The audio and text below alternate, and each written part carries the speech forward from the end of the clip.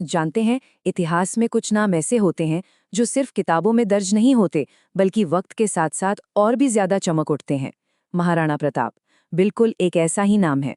तो चलिए आज हम सिर्फ तारीखों और घटनाओं को नहीं दोहराएंगे, बल्कि उस कहानी की गहराई में उतरेंगे। उस कहानी को महसूस करेंगे जिससे महाराणा प्रताप की एक ऐसी तस्वीर सामने आए जिसे हम सिर्फ याद न करें बल्कि अपने अंदर महसूस भी कर सकें। हम सब ने उनकी बहादुरी के किस्से सुने हैं, है ना? पर क्या हम वाकई उनकी पूरी कहानी जानते हैं कि उन किस्सों के पीछे का असल सच क्या था? जो कुछ भी हुआ वो क्यों हुआ और उसका असली मतलब क्या निकल कर आता है? तो आज हम युद्धों के शोर और तारीखों की उलझन से थोड़ा परे हटते हैं और उस इंसान को जानने की कोशिश करते हैं जिसका नाम ही एक मिसाल है, साहस की, स्वाभिमान की और उस आज़ादी की जिसके लिए उन्होंने अपना सब कुछ दांव पर लगा दिया था। देखिए, हर महान कहानी की एक शुरुआत होती है और प्रताप की कहानी महलों और राजगद्दी से नहीं बल्कि आम लोगों के दिलों से शुरू होती है। ये एक ऐसे राजा की कहानी है जो राजा बनने से बहुत पहले अपने लोगों का बेटा बन चुका था। क्या आप जानते हैं, महाराणा प्रताप को बचपन में कीका कहकर बुलाया जाता था और ये नाम उन्हें किसी राजघराने ने नहीं दिया था। ये नाम उन्हें दिया था वहां की भील जनजाति ने, बड़े अपनेपन और प्यार से। उनकी बोली में कीका का मतलब ही होता है बेटा। सोच कर देखिए, सिर्फ एक शब्द, ये एक शब्द ही उनके और जमीन से जुड़े लोगों के बीच के उस अटूट रिश्ते की कितनी गहरी कहानी कह देता है। और यही रिश्ता, यही अपनापन आगे चलकर उनकी सबसे बड़ी ताकत बना। क्योंकि देखिए, मेवाड़ का ताज उन्हें विरासत में थाली में सजाकर नहीं मिला था।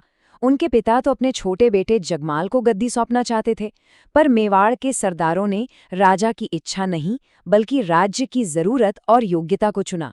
उन्होंने प्रताप पर भरोसा किया और उन्हें अपना महाराणा बनाया। और जानते हैं, यही भरोसा वो नींव थी जिस पर खड़े होकर प्रताप उस दौर की सबसे बड़ी, सबसे ताकतवर शक्ति मुगल सल्तनत को चुनौती देने वाले थे। तो अब हम कहानी के उस मोड़ पर आते हैं जिसके जिक्र के बिना महाराणा प्रताप का नाम ही अधूरा है, हल्दी घाटी। 18 जून 1576, हल्दी घाटी की वो पीली मिट्टी कहते हैं उस दिन खून से लाल होने वाली थी। एक तरफ थे प्रताप जो मेवाड़ की आज़ादी के लिए लड़ रहे थे, और दूसरी तरफ मुगल सेना की कमान कौन संभाल रहा था? आमेर के राजा मान सिंह, जो खुद एक महान राजपूत थे। तो ये सिर्फ दो सेनाओं की लड़ाई नहीं थी, ये दो राजपूत सिद्धांतों, दो अलग अलग विचारधाराओं का एक जबरदस्त टकराव। अब इतिहास की किताबों में लिखा है कि इस युद्ध के बाद प्रताप को पीछे हटना पड़ा, पहाड़ों में जाना पड़ा। तो फिर सवाल ये उठता है कि भाई, जिस लड़ाई में जमीन हाथ से निकल गई, उसे कई इतिहासकार एक ऐसा युद्ध क्यों मानते हैं जिसका कोई नतीजा नहीं निकला, या कुछ तो इसे एक रणनीतिक जीत तक कहते हैं। ऐसा क्यों? इसका जवाब छिपा है अकबर के असली मकसद में। अकबर का लक्ष्य सिर्फ जमीन जीतना था ही नहीं, उसका असली लक्ष्य था प्रताप को झुकाना, उन्हें या तो जिंदा पकड़ना या फिर संधि करने पर मजबूर कर देना। और इन दोनों ही मकसदों में मुगल सेना पूरी तरह से नाकाम रही। तो हाँ, टैक्टिकली मतलब मैदान पर मुगलों ने कब्जा कर लिया, लेकिन स्ट्रेटेजिकली यानी बड़ी तस्वीर में ये प्रताप की एक बहुत बड़ी जीत थी। और शायद इसीलिए मशहूर इतिहासकार कर्नल जेम्स टॉड ने इस लड़ाई को मेवाड़ का थर्मोपली कहा। जैसे मुट्ठी भर स्पार्टन्स ने लाखों की फारसी सेना के सामने घुटने नहीं टेके थे, ठीक उसी तरह हल्दी घाटी भी सिर्फ हार जीत का फैसला नहीं बनी, बल्कि कभी न टूटने वाले साहस और संकल्प की एक अमर कहानी बन गई। लेकिन बहादुरी की ये कहानी सिर्फ एक अकेले हीरो की नहीं है। प्रताप की असली ताकत थे उनके वो साथी जिनके बिना इस संघर्ष के बारे में सोचा भी नहीं जा सकता। जरा सोचिए, उस जमाने में जब धर्म ही सबसे बड़ी पहचान हुआ करता था, तब प्रताप की सेना के सबसे आगे वाले, सबसे अहम दस्ते का नेतृत्व कौन कर रहा था? एक पठान योद्धा, हकीम खां सूरी। ये कोई मामूली बात नहीं थी, ये एक असाधारण बात थी। ये प्रताप की उस लीडरशिप को दिखाता है जहां इंसान की काबिलियत उसके धर्म से कहीं कहीं ज्यादा बड़ी थी। फिर एक नाम आता है भामाशाह का। एक ऐसा भी वक्त आया जब संघर्ष जारी रखने के लिए प्रताप के सारे खजाने, सारे संसाधन खत्म हो चुके थे। तब भामाशाह आगे आए और अपनी पूरी जिंदगी की जमा पूंजी, अपना सब कुछ महाराणा के कदमों में रख दिया। ये सिर्फ पैसों का दान नहीं था दोस्तों, ये मेवाड़ की आज़ादी के यज्ञ में एक आम नागरिक का अटूट विश्वास था, उसकी सबसे बड़ी आहुति थी। और कुछ बलिदान तो ऐसे होते हैं जिनकी कोई कीमत ही नहीं लगाई जा सकती। जैसे झालामान का बलिदान। जब हल्दी घाटी के मैदान में प्रताप दुश्मनों से बुरी तरह घिर गए, तो झालामान ने एक पल भी नहीं सोचा।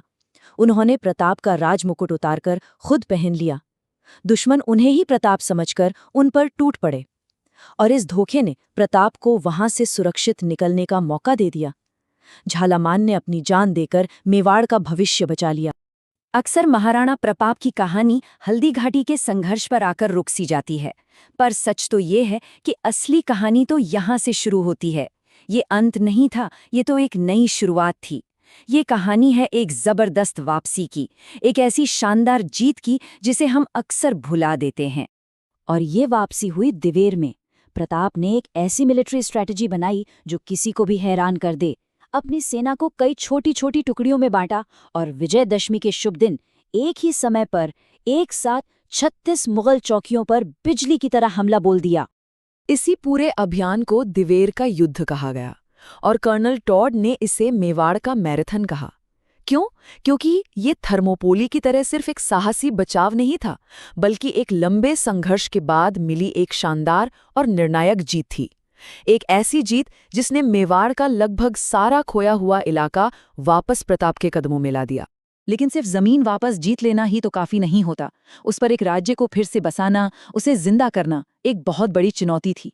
और यहीं से प्रताप की कहानी एक बिल्कुल नया और शायद सबसे दिलचस्प मोड़ लेती है, जब वो चावंड को अपनी नई राजधानी बनाते हैं।